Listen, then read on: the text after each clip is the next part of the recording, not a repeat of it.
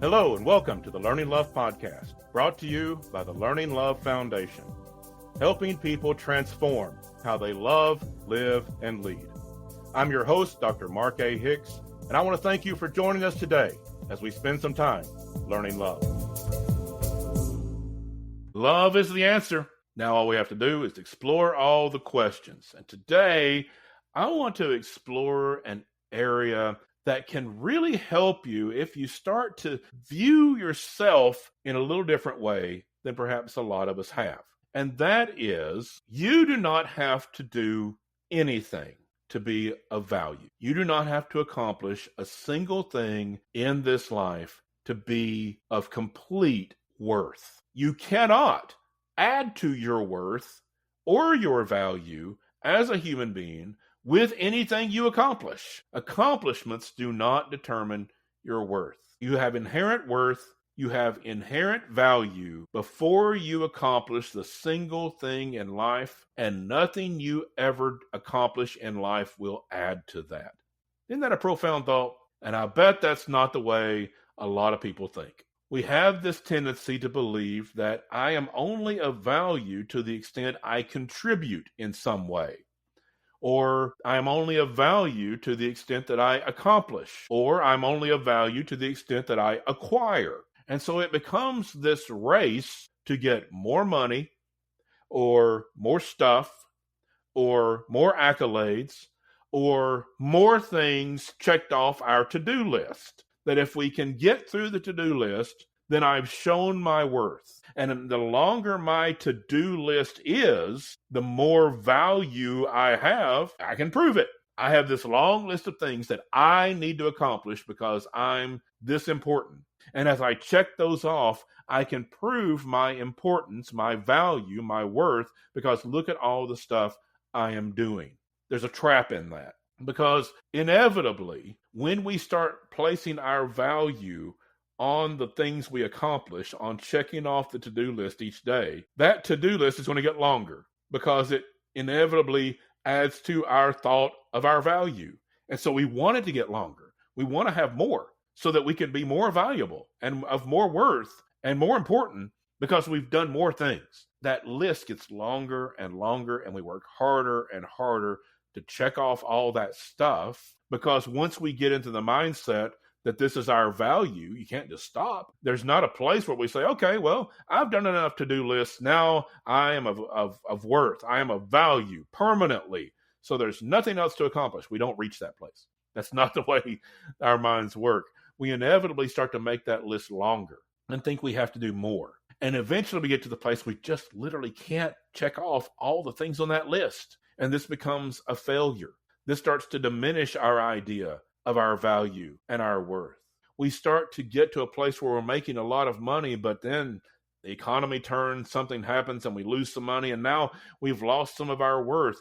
We accomplish all of these things, and then we reach a place where maybe we're not accomplishing as much, that all the doors that were open at one time in life aren't opening now. We've come to a place that we've sort of plateaued in our number of accomplishments, and then we start to think, is that it? Did I do it all? So many people come to a place where they think, oh, well, I'll rest when I retire. And then one of the great depressions in life for a lot of people is retirement, because they've tied so much of their value up in what they do and what they accomplish, and then they retire. And while they think that might be a nice time of rest and relaxation, it becomes a time of depression, because now I don't know who I am. I don't know what value I have. Am I even worth anything now that I'm not working? This is a terrible failing of our society. It is a message that should have never been sent and has gotten sent a lot, that we are only of value by what we contribute, what we attain, what we acquire, what we accomplish. This was never true. We are inherently of value. We are inherently of worth as a human being, and we cannot add to that. We cannot subtract from it. If we think we can, it's only in our mind. It's only an illusion we've been fed by messages from society. You cannot add to your value with anything that you do, and you can't do anything to take away from it in your value as a human being. Now, that doesn't mean that we just stop working. It doesn't mean that we don't accomplish things or we don't do things, but it changes the motivation. When you have to accomplish in order to have value, you have to complete that to-do list to feel like you are of worth and to demonstrate your value. It's exhausting. That's a lot of pressure and a lot of stress that we put on ourselves constantly to make sure we are never falling behind. We're always keeping up. We're always accomplishing more. We're getting that to-do list done. We're always acquiring. We're always achieving, or we're at least striving towards it. We're working hard, and it's exhausting. It's stressful, and it brings about a lot of hardship into our own lives. But when we understand that we are of value inherently, that we have skills and abilities and insights and wisdom that we can share, then we are sharing our value, not trying to acquire it. When we understand we already have worth, we can share it. We can share it with other people. We have certain abilities. We have certain things that we can do. We have certain insights. We're all good at something. Some people are good at numbers. Some people are good at science. Some people are good at philosophy. There's lots of different things in life, and everyone's good at something. And when we understand our inherent value, then we can share that value in the areas in which we are naturally skilled. And one of the things you'll learn along the way is when you share the things you are good at, you share the things that you have where you have abilities naturally, you'll find more. The more we do, the more we learn, and then the more we can do.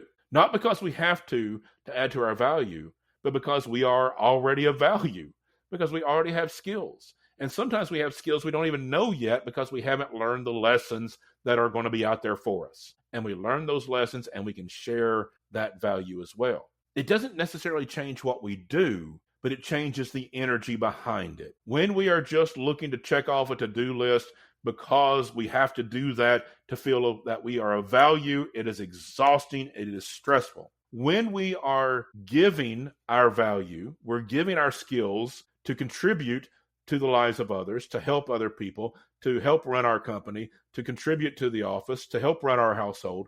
We're giving those skill sets, those abilities out of love, out of caring. There's an energy behind that. There's a big difference between approaching household chores in a sense of, well, I'm no good around here unless I get something done. If I don't do the dishes and vacuum the floors, then I'm not of worth in this family. That's very stressful. And even when you accomplish those tasks, you don't necessarily feel good about yourself. You've just reached some sort of minimal level that you feel like you had to do that in order to be of basic worth. When we change that mindset and we are doing the exact same thing, but we're doing that because we love our family. We want them to have a place that has a clean set of dishes to eat off of. We want them to have a place that's clean. And maybe it's not perfect, but it's kept. And we vacuum the floor, we do the dishes, we do the stuff because we want our family, our kids to have a place that is healthy and is happy and is clean. And so we do this stuff out of love rather than out of some basic obligation to show our worth within this family. It changes the energy. One is very tiring. The other, when it's given out of love, isn't to increase our value. It's to show we are of value. It's a natural demonstration of our value that we give what we can to make the household run. We go into work. We have skills. We contribute those skills. We help our coworkers. We help the company. We help the organization. We contribute those skills not because we have some need to prove that we can do it, but that we have the skills that we can contribute. We can help this organization thrive. When we do it out of that, this is some way I can contribute, and I love what I do. This is my skill set. This is something I've learned. I'm good at it, and I can contribute this. That's a different energy, and it tends to not be as exhausting. It doesn't mean that we don't get tired sometimes from a hard day's work, but it's a different kind of tired. It's not stressful to give out of our own value. To understand I'm valuable around here, not because I just am. I'm valuable. I'm of worth. And because I'm of worth, I can give.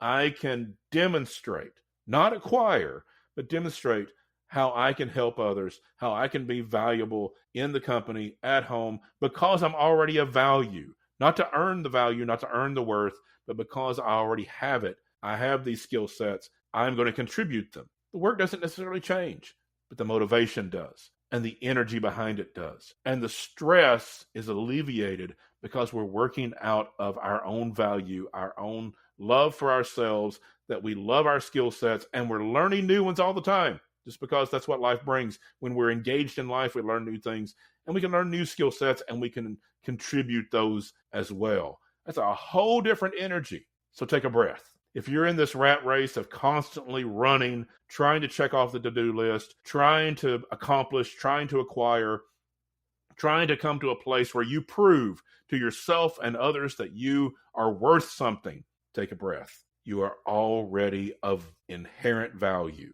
You are already worthy if you do nothing. And when you start to understand that, you can give out of your abundance. You can give out of your natural skill sets. You can contribute to the well-being of others as an act of love instead of have it be something that validates you in some way, which never really works. When we love ourselves, we love our value, we know our worth, and we learn our skill sets, we can give those skills away. We can contribute at work. We can contribute around the house. We can make our neighborhoods better places and do it out of the energy of love, not out of some obligation and stress trying to prove that we belong in this world. You already belong in this world inherently.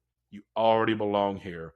You already have worth and value. You have natural skills to contribute to the world, and the world needs you. Take a breath, believe in who you are, and give, not to acquire, not to try to build yourself up, but give because the world needs you, because the world values the world. You have a value that the world needs to experience. Give those skill sets away wherever you are in life, in whatever skills you have. It's not a call to laziness. It's a call to knowing your own worth, your own value, and thriving in that. You are of inherent worth before you do anything at all. And all that you accomplish is never going to increase your worth. It's just going to increase the joy of others and the love in the world as you give those skills away and make the world a little better place, because you are uniquely skilled in your areas. Give that love away.